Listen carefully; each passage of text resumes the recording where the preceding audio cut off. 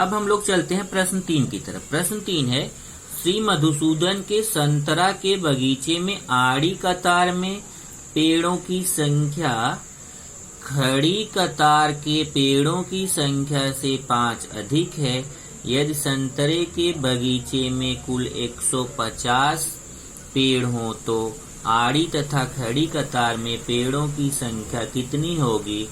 निम्न प्रवाह आकृति के आधार पर उदाहरण हल कीजिए। अब देखिए, एक यहाँ पे ऐसा प्रवाह आकृति बनाया है। प्रवाह आकृति का मतलब है एक्टिविटी, कृति टाइप का क्वेश्चन हो गया। तो जैसे जैसा बोलेगा वैसा वैसा करना है। तो ये क्वेश्चन कभी बिना प्रवाह का भी आ सकता है, तो भी आपको क्वेश्चन करने का तरीका वही रहेगा। केवल प्रवाह आकृति आने से है कि आपको ए भर के अंत में आंसर आपको भर के लेना पड़ेगा। तो पहले देखते हैं क्या है, पहला चीज क्या बोला है। पहले तो ध्यान रखिए, खड़ी कतार और आड़ी कतार क्या हो गया। जैसे मान लीजिए आपका एक खेत है, ये है खेत, तो ये खड़ी कतार हो गई ऐसे ऐसे, ये खड़ी कतार है और ये आड़ी कतार है ऐसे। अब उसने क्या बोला, खड़ी कतार में पेड़ों की संख्या आड़ी कतार के पेड़ों की संख्या से 5 अधिक है। तो हमें ये समझना है कि कौन किस पे डिपेंड है। तो जैसे अगर इसमें बोला है कि जो आड़ी कतार में पेड़ हैं वो ये देखिए ऐसे आड़ी कतार होता है, ये आड़ी कतार है और ये खड़ी कतार है। तो अगर हम आड़ी कतार के पेड़ों की संख्या हमें पता करना है, आड़ी कतार के पेड़ों की संख्या जो है वह खड़ी कतार से 5 अधिक है। मतलब अगर खड़ी कतार के पेड़ों की संख्या हमें पता चल जाए तो आड़ी कतार का उससे 5 ज्यादा हो जाएगा। अगर कोई बोले खड़ी कतार में पेड़ों की संख्या जो है वो 20 है, तो अगला तुरंत बताएगा आड़ी कतार में 5 ज्यादा है मतलब 25 है। अगर कोई बोलता है खड़ी कतार में पेड़ों की संख्या 10 है, तो तुरंत बता लोगे आड़ी कतार में पेड़ों की संख्या उससे 5 ज्यादा है मतलब 15 है। तो हमें अगर खड़ी कतार के पेड़ों की संख्या, खड़ी कतार के पेड़ों की संख्या पता चल जाए तो आड़ी कतार में पेड़ों की संख्या उससे 5 ज्यादा है। तो देखिए यहां माना गया, माना खड़ी कतार में पेड़ों की संख्या कितनी है, x। तो आड़ी कतार में पेड़ों की संख्या कितनी हो जाएगी, ये आपको पता करना है। फिर पता करना है कुल पेड़ों की संख्या कितनी हो जाएगी। फिर पता करना है वर्ग समीकरण बनाना है इसके आधार पर। फिर वर्ग समीकरण को हल करके x का मान निकालना है। x का मान निकालने के बाद तब हमें बताना है कि खड़ी कतार में कितने पेड़, आड़ी कतार में कितने पेड़। तो ये देखिए बहुत इंटरेस्टिंग सा क्वेश्चन है। जैसे अगर आपको ये पता चल जाए कि आड़ी कतार में कितने पेड़ हैं, जैसे देखिए आड़ी कतार में यहाँ अगर मैं बोलूं तो कितने पेड़ लग सकते हैं, 1 2 3 4 5 6 7, जो मैंने डायग्राम बनाया इसमें आड़ी कतार में 7 पेड़ लग सकते हैं। और खड़ी कतार में कितने लग सकते हैं, 1 2 3। खड़ी कतार में कितने पेड़ लग सकते हैं, 3। आड़ी कतार में कितने लग सकते हैं, 7। खड़ी कतार में कितने, 3। अगर इन दोनों का गुणा कर लीजिए तो 7 त्रिक 21। इसका मतलब इसके अंदर कुल पेड़ कितने लग सकते हैं, 21। अब चलिए देखिए काउंट करिए, 21 आएगा। 1 2 3 4 5 6 7 8 9 10 11 12 13 14 15 16 17 18 19 20 21। इसका मतलब हुआ अगर आड़ी कतार के पेड़ों की संख्या पता हो, खड़ी कतार के पेड़ों की संख्या पता हो, तो केवल उन दोनों का गुणा करो तो कुल पेड़ों की संख्या हमें पता चल जाएगी। ये हमने एक उदाहरण लिया, ये इस प्रश्न से इसका कोई संबंध नहीं है, केवल मैंने उदाहरण लिया कि आड़ी कतार के पेड़ों की संख्या और खड़ी के कतार के पेड़ों की संख्या का गुणा करोगे तो कुल पेड़ों की संख्या पता चल जाएगी। एक गुणा करने का मैं आपको समझा रहा था। ये देखिए क्वेश्चन क्या है कि खड़ी कतार में पेड़ों की संख्या x, तो उसने भी माना था खड़ी कतार में पेड़, माना खड़ी कतार में पेड़ कितने x, तो खड़ी कतार में पेड़, यहां पे आप माना लिख दीजिए, माना खड़ी कतार में पेड़ों की संख्या कितनी है, x। देखिए माना खड़ी कतार में पेड़ों की संख्या x। तब आड़ी कतार में पेड़ कितने हो जाएंगे, तो यहां देखिए फिर से आड़ी कतार में पेड़ कितने हो जाएंगे, उससे 5 अधिक। इसका मतलब आड़ी कतार में पेड़ों की संख्या इससे 5 ज्यादा, मतलब x + 5। क्योंकि जितने खड़ी कतार में पेड़ हैं उससे 5 अधिक, उससे 5 अधिक मतलब x + 5। तो कुल पेड़ कितने हो जाएंगे, तो अभी मैं आपको समझाया कि कुल पेड़ निकालना है तो आप आड़ी कतार के पेड़ों की संख्या खड़ी कतार के पेड़ों की संख्या का गुणा कर दो, इन दोनों का गुणा कर दो तो कुल पेड़ पता चल जाएगा। तो कुल। अब इसमें एक गलती आप लोग करते हो, मैं बता देता हूँ। आप क्या करते हो, इसको x प्लस 5 करके इसको 5x कर देते हो, जबकि इसको जोड़ा नहीं जा सकता क्योंकि ये सजाती पद नहीं है। बहुत सारे विद्यार्थियों को पता है, जिनको नहीं पता हो ध्यान रखें। ax से यहाँ 5x होता तो आप जोड़ सकते थे, पर ये x है, यहाँ x नहीं है तो सजाती पद नहीं है, इसको जोड़ नहीं सकते। x प्लस 5 ऐसे ही रहेगा। अब इन दोनों का गुणा क्यों किया, क्योंकि कुल पेड़ों की संख्या कैसे निकालेंगे, खड़ी कतार के पेड़ों की संख्या गुणे आड़ी कतार के पेड़ों की संख्या, तो हो जाएगी कुल पेड़ों की संख्या। देखिए दोनों का गुणा कर दिया, यहाँ पे बीच में गुणा छिपा हुआ है। अब आते हैं, ये हमने तो पेड़ों की संख्या ये निकाल लिया, x गुणे x प्लस 5, पर प्रश्न में कुल पेड़ों की संख्या कितना दिया है, 150। देखिए संतरे के बगीचे में कुल 150 पेड़ हैं, मतलब यहाँ पे कुल पेड़ कितने दिया है, 150। तो इसका मतलब हुआ कि ये दोनों मान समान हो गए, क्योंकि हमने अपने तरीके से निकाला, दोनों का गुणा करके तो ये आया, और प्रश्न में ये दिया हुआ है कुल पेड़, हमने ये निकाला कुल पेड़ और प्रश्न में ये दिया है, तो दोनों मान तो आपस में बराबर होंगे। तो ये दोनों को बराबर कर दिया, x प्लस 5 बराबर x, क्योंकि ए भी कुल पेड़ों की संख्या, ए भी कुल पेड़ों की संख्या, दोनों कुल पेड़ों की संख्या ये, तो दोनों बराबर हो जाएगा। इधर x का गुणा करो, x का x से गुणा x स्क्वायर, x का 5 से गुणा 5x, x का गुणा x से x स्क्वायर, x का गुणा 5 से 5x, ये प्लस 150 बराबर इधर आएगा तो माइनस 150। अब आप इसका गुणनखंड कर लीजिए, गुणनखंड तो आपको सिखाने की जरूरत नहीं। 1 और ऋण 150 का गुणा करिए, ऋण 150, बीच वाला पद कितना है 5। अब दो ऐसी संख्या गुणा करने पे 150, जोड़ने या घटाने पे 5, तो 15 धाम 150, 15 में 10 का गुणा 150, 15 में 10 जाएगा तो 5। बड़ी संख्या 15 के सामने बीच वाला चिन्ह प्लस, छोटी संख्या 10 के सामने प्लस और माइनस का गुणा माइनस। अब ये किनारे वाला पद x स्क्वायर और ऋण 150 वैसे ही लिखेंगे, केवल बीच वाला जो पद है उसको हटा के वहां 2 भाग करेंगे, प्लस 15x माइनस 10x। अब ये जो 3 पद था ये 4 पद में परिवर्तित हो गया, 1 2 3 4, इन दोनों को साथ में, इन दोनों को साथ में। इसमें x कॉमन लेंगे तो x का भाग यहाँ, x का भाग यहाँ x का भाग देंगे, x बचेगा, यहाँ x का भाग देंगे तो 15। इसमें ऋण 10 है, ऋण 10 का भाग 150 में जाएगा तो ऋण 10 कॉमन हो गया, ऋण 10 का भाग यहाँ, ऋण 10 का भाग यहाँ x बचेगा, यहाँ भाग देंगे तो माइनस माइनस का भाग प्लस, और 150 में 10 का भाग देंगे तो 15। x प्लस 15 कॉमन बचेगा, x माइनस 10। एक बार इसको जीरो करो, x प्लस 15 को, एक बार x माइनस 10 को, ये प्लस 15 इधर आके माइनस 15, माइनस 10 इधर आके प्लस 10। परंतु आप जानते हैं कि x है क्या, x है पेड़ों की संख्या। ये देखिए आपने पेड़ों की संख्या x माना, तो पेड़ों की संख्या कभी माइनस में हो सकती नहीं ना, तो चूंकि पेड़ों की संख्या ऋण में नहीं हो सकती, इसलिए x का मान ऋण 15 नहीं हो सकता, बल्कि x का मान क्या होगा 10। तो x बराबर नहीं ऋण 15, तो x का मान 10। तो खड़ी कतार में पेड़ों की संख्या कितनी हो गई 10, x खड़ी कतार में पेड़ों की संख्या कितनी है x मतलब 10, और आड़ी कतार में पेड़ों की संख्या कितनी है, आड़ी कतार में पेड़ों की संख्या x प्लस 5 है, तो x प्लस 5, x का मान 10 है, तो x का मान 10 रख दिया, 10 और 5 15।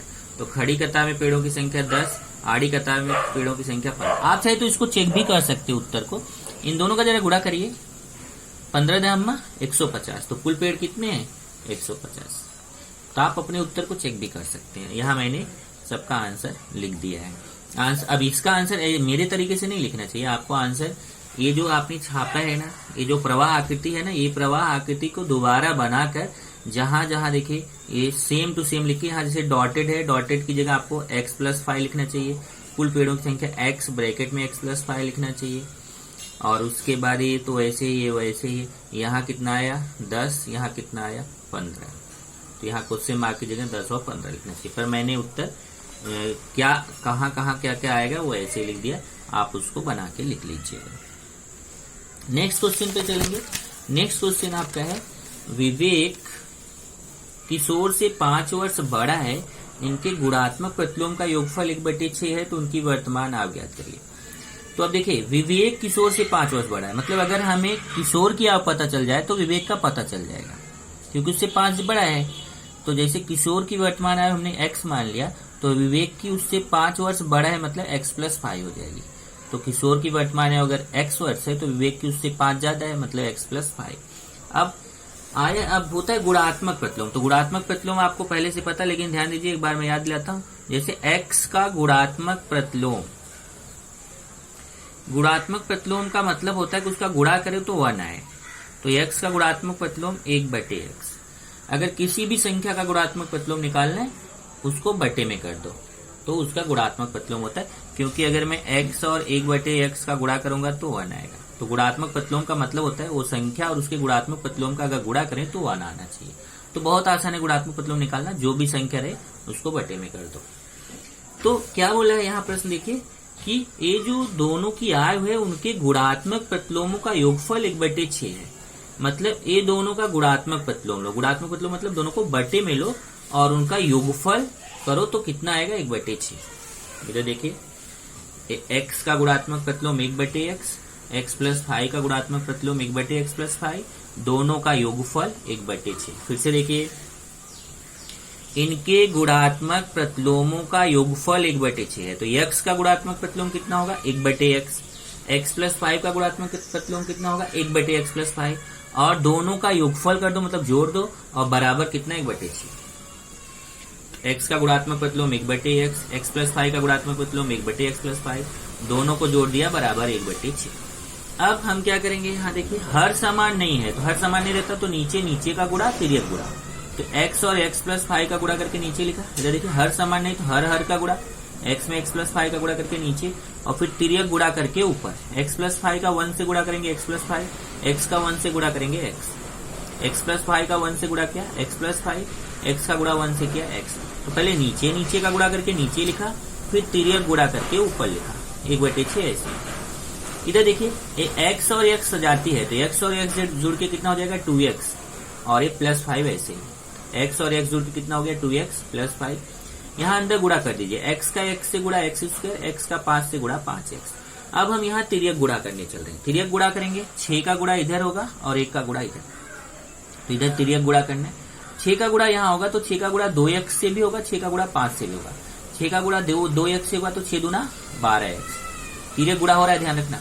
तो 6 दूना 12x, 6 पंचे 30, तो 6 का गुणा उधर जाके दोनों से होगा, 6 दूना 12x, 6 पंचे 30, और 1 का गुणा इधर होगा तो उतना ही आएगा x स्क्वायर प्लस 5x, क्योंकि 1 का गुणा करने पे उतना ही आता। अब ये जो इधर का जो पद है ना उसको मैं इस तरफ लेके आ रहा हूँ।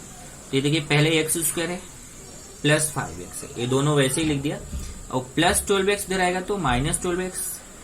ये देखिए x स्क्वायर अपनी जगह प्लस 5x अपनी जगह, ये प्लस 12x बराबर किधर आएगा तो माइनस 12x, प्लस 30 बराबर किधर आएगा तो माइनस 30, प्लस 12x इधर आएगा तो माइनस 12x, प्लस 30 इधर आएगा तो माइनस 30। अब इस तरफ कुछ नहीं बचा तो मतलब 0। अब कुछ लोगों को लग रहा होगा सर अगर इसको इधर लाए ला सकते हो, लेकिन बाद में फिर ये एक्स स्क्वायर जो माइनस हो जाएगा ना तो आपको उसका चिन्ह बदलना पड़ेगा, एक स्टेप आपका बढ़ जाएगा। आप कर सकते हो। मैंने इसको जब इधर लाया तो अपना फायदा हो गया कि एक्स स्क्वायर प्लस में रह गया, क्योंकि स्क्वायर वाला पद हमेशा प्लस में होना चाहिए। अब ये देखिए ये प्लस माइनस घटता है बड़ी संख्या का चिन्ह, ये सजाती पद है ना, तो प्लस माइनस घटता है बड़ी संख्या का चिन्ह। 12x में 5x गया तो 7x, बड़ी संख्या के सामने माइनस। अब इसका गुणनखंड, जैसे गुणनखंड आपने सीखा गुणनखंड करिए। ये 1 और ऋण 30 का गुणा, ऋण 30, बीच वाला पद ऋण 7, दो ऐसी संख्या गुणा करने पर ऋण 30 जोड़ने गुणा करने पे 30 जोड़ने या घटाने पे 7, तो 10 या 30, 10 में से 3 गया 7। बड़ी संख्या 10 के सामने बीच वाला चिन्ह माइनस, छोटी संख्या 3 के सामने माइनस माइनस का गुणा प्लस। अब यहाँ पे ये जो किनारे वाले पद है वैसे ही लिखेंगे, एक्स स्क्वायर वैसे ही माइनस 30 वैसे ही, और ये ऋण 7x को हटा के उसके दो भाग हो जाएंगे, ऋण 10x धन 3x। तो ये जो 3 पद था कितने पदों में बदल गया, 1 2 3 4, 4 पदों में, 2 को 7 2 को 7। इन दोनों में x कॉमन लेंगे, तो x का भाग यहाँ, x का भाग यहाँ, यहाँ x का भाग देंगे तो x बचेगा, यहाँ x का भाग देंगे तो ऋण 10, x कट जाएगा। देख लीजिए यहाँ x का भाग देंगे x कटेगा, 1x बचेगा, यहाँ x का भाग देंगे तो x कट जाएगा, ऋण 10। इन दोनों में 3 कॉमन है, क्योंकि 3 का भाग 30 में जाता है, तो 3 का भाग यहाँ देंगे, 3 कटेगा, x बचेगा, 3 का भाग इसमें देंगे तो 3 धम्मति 10 आएगा, x माइनस 10 कॉमन हो गया तो x प्लस 3। एक बार x माइनस 10 को 0 करो, एक बार x प्लस 3 को 0 करो, ये माइनस 10 इधर आके प्लस 10 हो जाएगा, प्लस 3 इधर आके माइनस 3 हो जाएगा। तो इस तरीके से आपको एक मान 10 आ गया, एक मान ऋण 3 आ गया, x के 2 मान प्राप्त हो गए। पर यहाँ पे आयु है, फिर से आयु वाला क्वेश्चन है, विवेक और किशोर की आयु, और आयु कभी माइनस में नहीं होती, परंतु आयु ऋणात्मक नहीं होती है, इसलिए x का मान ऋण 3 नहीं होगा, बल्कि x का मान कितना होगा 10। तो विवेक की आयु कितनी है यहाँ देखिए, विवेक की आयु है x+5 और विवेक की आयु x+5, किशोर की x। यहाँ देखिए विवेक की वर्तमान आयु x+5, x का मान 10 है तो 10 रख दिया, x की जगह 10 रख दिया, +5, 10, 5, 15 वर्ष। विवेक की आयु कितनी आ गई? 15 वर्ष। किशोर की आयु x है, फिर से देखिए किशोर की आयु कितना है? x वर्ष है, तो किशोर का x का मान कितना है? 10, तो x का मान 10 वर्ष आ गया। तो विवेक की आयु 15 वर्ष हो गई, किशोर की आयु कितनी हो गई? 10 वर्ष हो गई। यही उत्तर हो गया। क्वेश्चन क्या पूछा था कि उनकी आयु के गुणात्मक प्रतिलोमों का योगफल, उनकी आयु के गुणात्मक प्रतिलोमों का योगफल 1/6 है। देखिए उनकी आयु के गुणात्मक प्रतिलोमों का योगफल 1/6 है। आप इसको चाहे तो चेक भी कर सकते हैं, मैं आपको चेक कराता हूँ कि ये जो आयु आया है ना, एक का 10 और एक का 15, इन दोनों का गुणात्मक प्रतिलोम करके देखिए 1/6 आंसर आएगा। चलिए मैं आपको करके दिखाता हूँ। 10 का गुणात्मक प्रतिलोम 1/10, 15 का गुणात्मक प्रतिलोम 1/15।